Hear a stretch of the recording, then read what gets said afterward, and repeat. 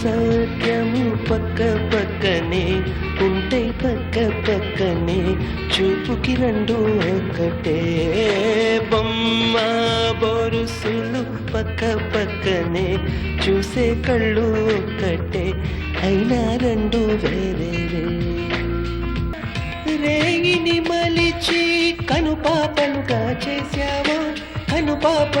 చేశావా